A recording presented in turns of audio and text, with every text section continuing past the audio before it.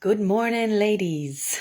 And I just was inspired to come on here to chat about something that was in the comments in the group yesterday, about being triggered, about someone else seemingly triggering feelings and emotions, and most likely those of fear or anger or yuckiness. And what does that mean, or what can we do? And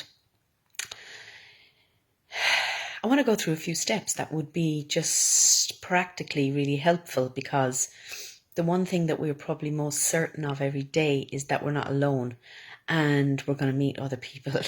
And sometimes when we're on a journey of self-preservation, self-growth, we can avoid relationships.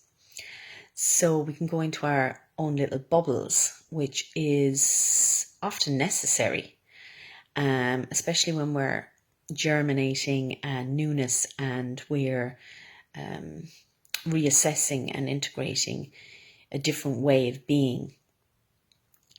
And at the same time, we probably have to deal with our family members and go to work and see people, right? So a practical thing to do when you face somebody and you know that feeling in your gut or in your lump in your throat, or someone's triggering those points in you that start to make you defensive, angry, you start to feel like you need to defend yourself, or they seem to be like energy vampire, like draining your energy, and you get that feeling, I cannot be here for much longer. When you get any of those feelings, and before looking at the choice in whether to stay or go, just say to yourself, thank you. I don't know what to do about this right now. Thank you. Thank you. Thank you. Just continuing saying thank you.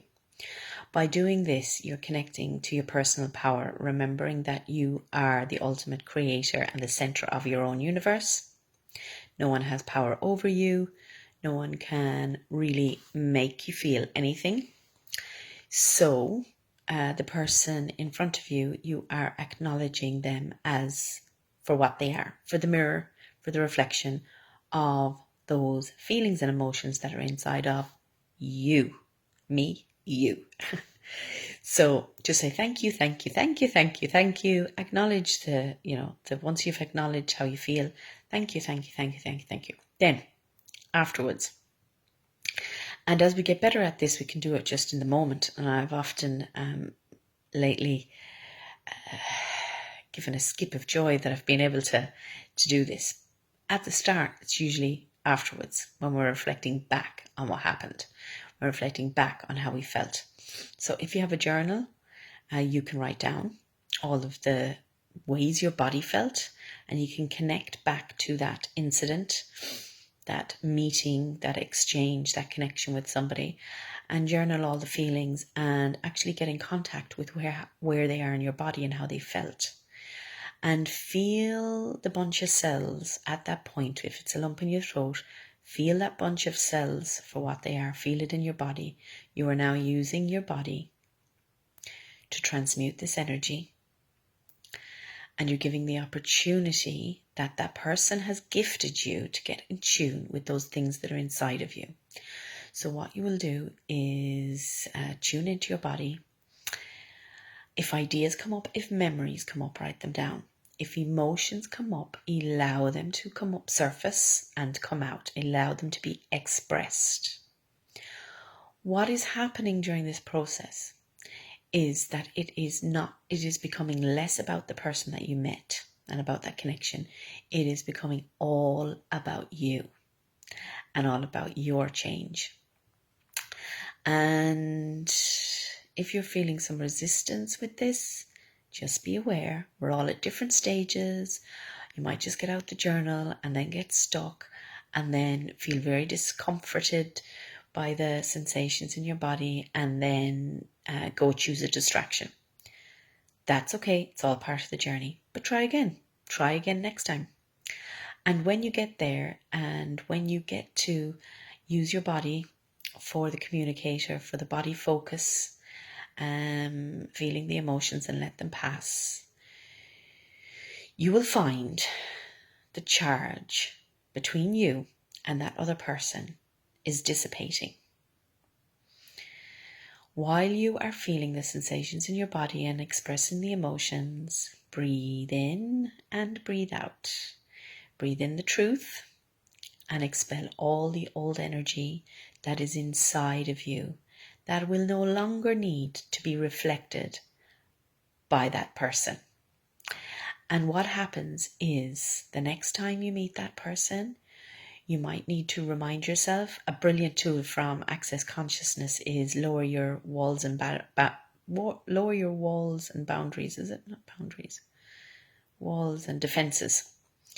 And if you think of that, lower your walls and defenses, open up for the opportunity for connection, and you will find the charge between you and that person isn't there, because you will no longer need to have those emotions expressed because you have expressed them.